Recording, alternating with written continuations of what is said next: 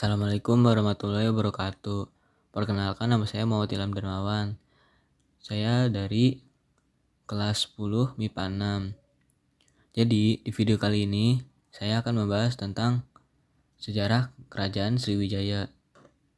Sebelum video dimulai, kita harus tahu dulu nih, kenapa sih kita harus mempelajari ilmu sejarah? Karena di dalam ilmu sejarah itu kita bisa mengetahui kejadian atau peristiwa yang ada di masa lampau. Oleh karena itu, kita bisa memberikan pengalaman dan masa depan yang lebih baik. Oke, nggak usah baik basa-basi, kita langsung masuk ke materinya. Kerajaan Sriwijaya adalah kerajaan Buddha bercorak maritim yang mengontrol perdagangan di jalur utama Selat Malaka. Sriwijaya memiliki hubungan yang erat dengan Jawa, terutama karena relasi raja-rajanya yang berasal dari Jawa. Kemunculan Sriwijaya pada abad ke-6 Masehi sendiri masih menimbulkan sejumlah pertanyaan karena eksistensinya yang lebih lambat dibandingkan kota-kota di Asia Tenggara. Mengingat perdagangan antara Romawi, India, Cina telah berkembang pesat, sementara posisi Sriwijaya di pesisir Sumatera Timur merupakan bagian dari jalur utama tersebut. Sebagai kerajaan bercorak maritim, Sriwijaya menjalin hubungan baik dengan India dan Cina. Sriwijaya dikenal sebagai pusat pembelajaran agama Buddha di Nusantara. Kerajaan ini cukup sering mengirimkan perwakilan ke Kaisaran Cina sebagai bentuk ketundukan dan jaminan keamanan. Sriwijaya diduga menguasai wilayah hingga ke Thailand Selatan, Semenanjung Malaya, bahkan Madagaskar. Pendiri kerajaan. Pendirian Sriwijaya juga merupakan bagian yang sulit dipecahkan oleh peneliti karena dalam sumber-sumber yang ditemukan tidak ada struktur genealogis yang tersusun rapi antara Raja Sriwijaya. Prasasti Kedudukan Bukit menyebutkan nama Dapunta Hyang dan Prasasti Talang Tuo memperjelasnya menjadi Dapunta Hyang Srijayanasa.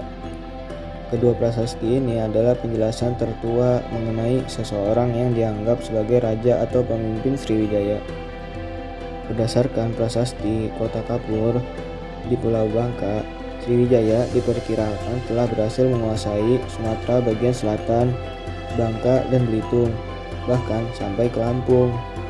Bukti ini juga menyebutkan bahwa Srijayanasa bahkan mencoba untuk melancarkan ekspedisi militer menyerang Jawa yang dianggap tidak mau berbakti kepada Maharaja Sriwijaya.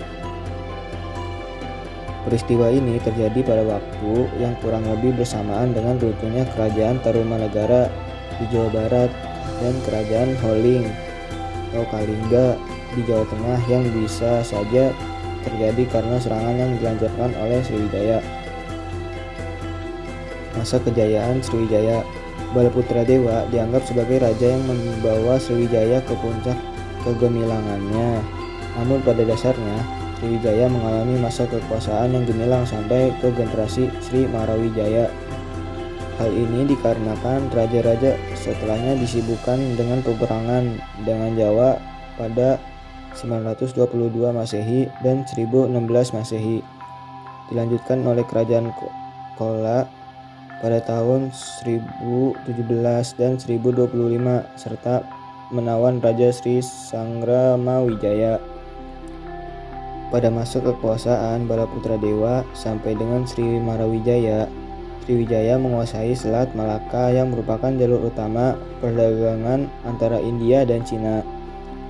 Sumber-sumber Arab dan Persia menyatakan bahwa Sriwijaya dikuasai oleh maharaja yang kaya raya, menghasilkan barus, gajah, cengkih, cendana, dan pala.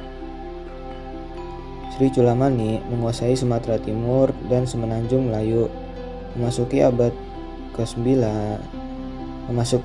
ke-11, kekuasaan Sriwijaya meliputi Jawa, bahkan beberapa sumber menyatakan Ceylon, Madagaskar, dan Thailand bagian selatan.